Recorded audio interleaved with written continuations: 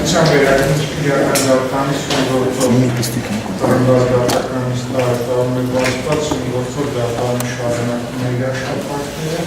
դատական ինստիտուտ ներկայացվել է Ամբաստանի Ռավայանը, դատական ինստիտուտից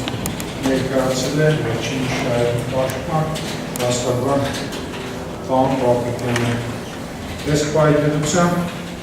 չի ներկայացել մեղադրողը, որևէ տեղեկատվություն չներկայանալու պատճառների մասին վերականգնիչ դատարանը չի ստացվել, համենայն դեպս այս պայմանությամբ ինչ չի հայտնվել այդպիսի եկա,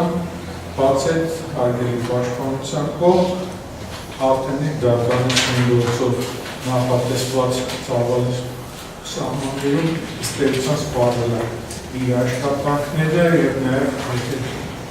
լսել ենք նաև միջնորդությունները, այսինքն բոլոր դեպքերում մենք ծանոթացի ուղարկել ենք մեղադրողին, կողմերին լսել ենք, հակա պայմաններում որևէ առարկություն ունի, պաշտպանության կողմը շարունակելու։ Չունեք հարգելի դատավար։ Աղային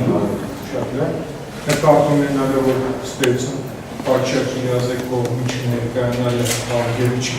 ճանաչության հարկով գործիքնությունը կատարելու պայմաններում, ինչպես նաև աշխարհում որ արդեն այդ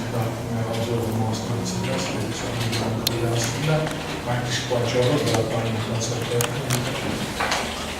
ընթացակարգային որոշում է կայացնում շարունակելու պահանջությամբ, եթե այլ հավելումներ չկան, դատական քննություն արտահայտում ավարտված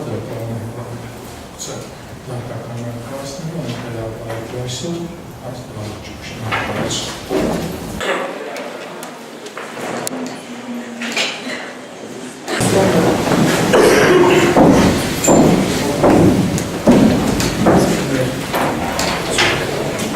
Որոշում ան Հայաստանի Հանրապետության վերականգնիչ քրեական դատարանը դեպտեմբեր կազմում նախագահ դատավորության դատավորներ Ազարյան Բասարյան կառավարության դատարանի մասնակցությամբ մեղադրված Ռուսանի պաշտպան Պապիկյանի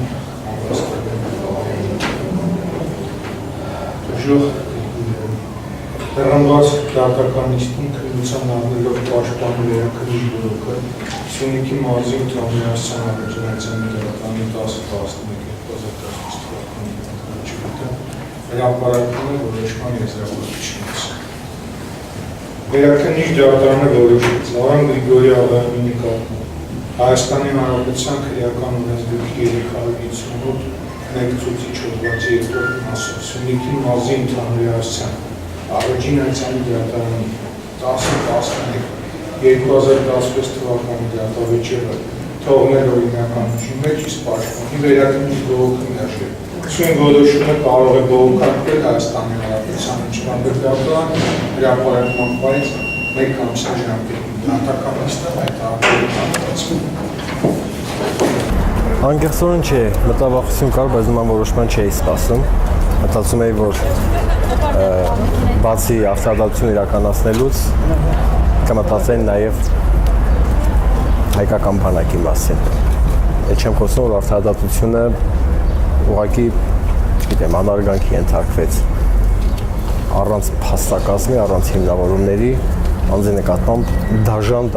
դատական ակտ, մեղադրական դատական ակտ կայացվեց։ Եթե պետական մտածելակերպ չունեն որոշում կայացնող մարմինները, վաղը մյուս օրը պատասխան են տալու, թե Հայաստանի Հանրապետության քաղաքացին, Հայաստանի Հանրապետության սպան, հայկական բանակի զինծառայողը, ինչու է այլ պետության տարածքում դատապարտվել, պատիժ կրել տևական ժամանակ եւ սովորաբար շատ ցավագին են տանում, երբ այդ հարցերը միջազգային ատյաններում բարձրանում է, բայց այլ տարբերակ չեն թողնում։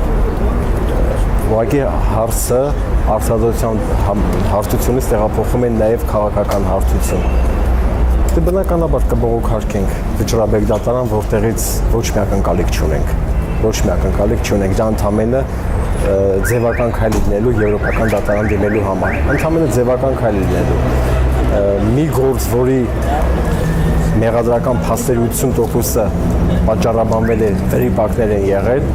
իսկ 20%-ը շինծու է, մեզ ուրիշ բան չի մնում անել։ ուղղակի ուրիշ բան չի մնացել։ Եվրոպական դատարան։ Միանշանակ եվրոպական դատարան։ Հասկանալի է, դա տևական process է, բայց քանի որ այսօր Հայաստանի արտադատությունը շատ ցածր է, շատ եւ անգամ վերաքննիչ ատյանը չի կարողանում գտնել այն բարձունքի վրա, որի վրա պիտի գտնվի, մեզ ուրիշ ոչինչ չի մնում եւ նորից եմ կրկնում, բացի այն որ արտադատության համակարգը այսօր հավաստեց, որ ինքը զրոյին մոտ է, պետական մյուս կառույցները, ուղղակի պետական մտածելակերպ չկա, խնդիրը Արամ Աղայանի մեջ չէ, խնդիրը Արամ Աղայանին նկատմամբ արդար դատականات կայացնել չէ, խնդիրը Հայաստանյան քաղաքացու նկատմամբ վերաբերմունքն է եւ այդ վերաբերմունքը արժանացնում է այն բոլոր տիպի ընդվզումներին, որը պարբերաբար լինում է եւ այն ամպագորգոր հայտարարությունները, որ քաղաքական ուժերը կամ իշխանության վերին օղակներում նստած մարդիկ հայտարարություններ են անում, դրանք ընդհանրապես խոսքեր են։ Գործնականում Հայաստանյան քաղաքացին անպաշտպան է, լքված եւ բոլոր հեղինակավոր միջազգային զեկույցները, բոլորովին վերջերս Ամերիկայի դեպարտամենտի զեկույցը ի ցույց հանեց ամբողջ աշխարհին, թե ինչ է տիրում Հայաստանում։ Չգիտեմ,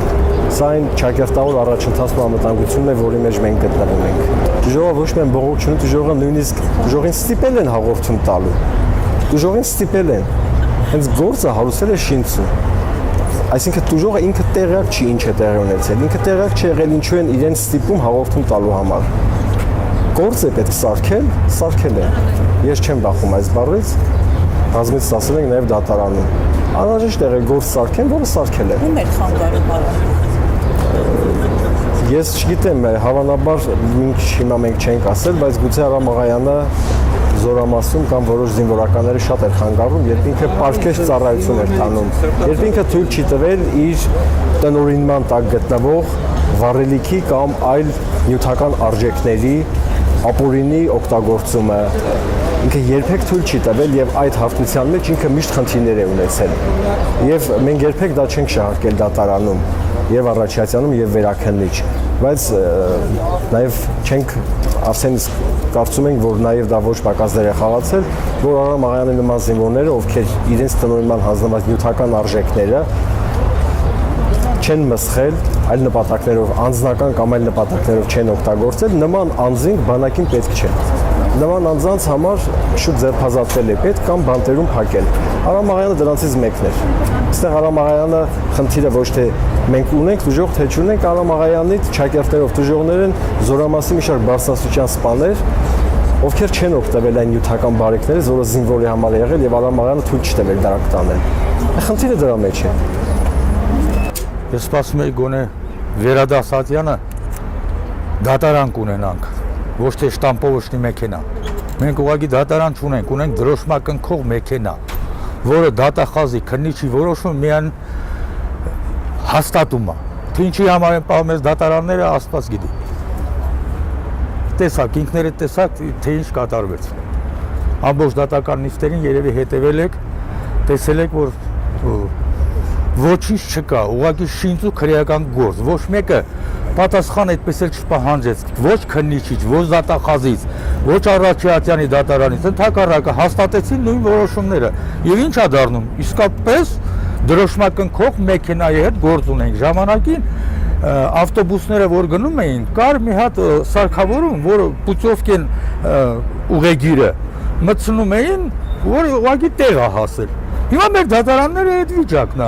Ուղղակի նրանց որոշումը պետք չի դատարանում, նրանց որոշման տակ փեչատ են դնում։ Այսքան նիստեր է, այսքան մարդկանց անհանգստացնել է, այսքան բանը,